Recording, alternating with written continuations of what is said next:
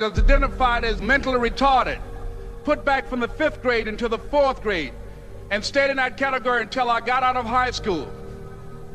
I don't have any college training, but I met a high school teacher who one day changed my life. I was waiting on another student, and when he came in, he said to me, "Young man, go to the board and write what I'm about to tell you."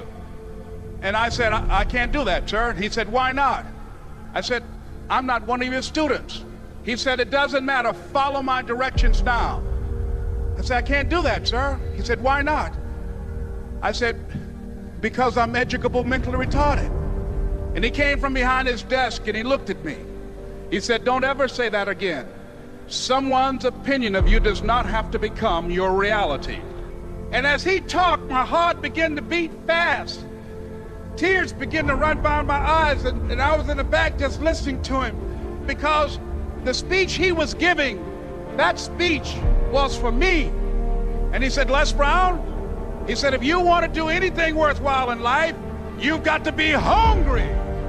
I told Mr. Washington I wanted to become a disc jockey. And so I started working to develop myself. He said, "I want you to practice every day being a disc jockey." I said, "But I don't have any job now." He said, "It doesn't matter." He said that it's better to be prepared for an opportunity and not have one than to have an opportunity and not be prepared.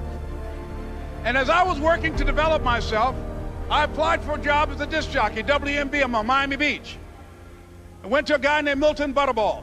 I said, "How you doing, Mr. Butterball? I'd like to get a job as a disc jockey." He looked at me, he said, "You have any broadcast background?" I said, "No, sir, I don't." "You have any journalism background?" I said, "No, sir, I don't." He said, "We don't have any jobs available." I said, "Yes, sir." I went back to Mr. Washington and I told him. He said, "Don't take it personally." He said, "Most people are so negative, they will have to say no 7 times before they say yes." He said, "Go back again." So I went back again. I said, "How you doing, Mr. Butterball? My name is Les Brown." He said, "I know what your name is. What do you want?" I said, "I'd like to know whether or not you have any jobs as a disc jockey, sir." He said, "Didn't I just tell you yesterday we didn't have any jobs?" I said, "Yes, sir, but I know whether or not somebody got laid off or somebody was fired, sir." He said, "No one was laid off or fired. Now get on out of here." I came back the next day like I was seeing him for the first time. I said, "Hello, Mr. Butterball, how are you?" He looked at me with rage. He said, "Go get me some coffee." I said, "Yes, sir." And I went to get him some coffee. After a while, I would get their lunch and dinner, and I would go in the control rooms and take the disc jockeys their food, and I would not leave until they would ask me to leave. One Saturday afternoon, while I was at the radio station, a guy named Rock was drinking while he was on the air. I was the only one there, looking at him through the control room windows, walking back and forth, young, ready, and hungry. Pretty soon the phone rang, and it was the general manager. And I answered the phone. I said, "Hello?" He said, "Les, this is Mr. Klein." I said, "I know." He said, "Rock can't finish his program." I said, "I know." He said, "Would you call one of the other DJs in?" I said, "Yes, sir." I hung the phone up. I said, "Now he must think I'm crazy." I called my mom and my girlfriend, Cassandra. I said, "Y'all turn up the radio and come out on the front porch. I'm about to come on the air." I waited for about 20 minutes, and I called him back. I said, "Mr. Klein, I can't find nobody." He said, "Young boy, do you know how to work the controls?" I said, "Yes, sir." He said, "Go in there and don't say nothing here." I said, "Yes, sir."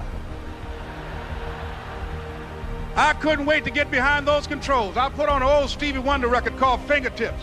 I sat down behind that turntable. I said, "Look out, this is me, LB Triple P, Les Brown, your platter playing papa. There were none before me, and there will be none after me. Therefore, that makes me the one and only. Young and single and love to mingle, certified, bona fide, indubitably qualified to bring you satisfaction, a whole lot of action. Look out, baby, I'm your love man." I was hungry. I was hungry.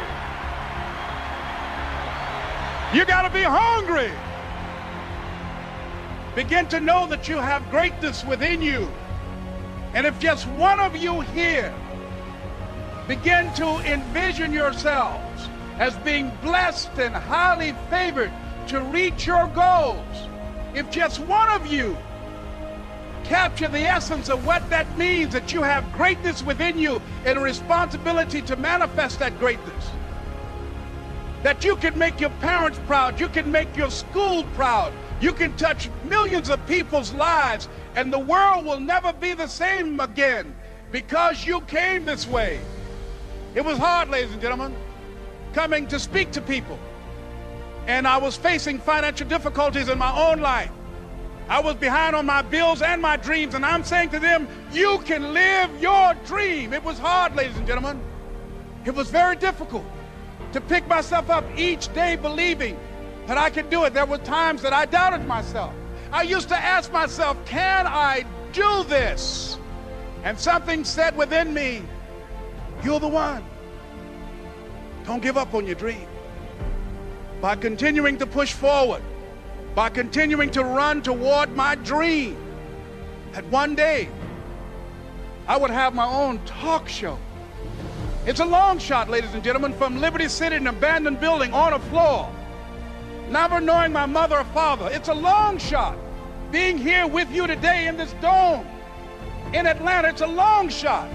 No college training, labeled educable, mentally retarded, but I kept running toward my dream. Don't stop.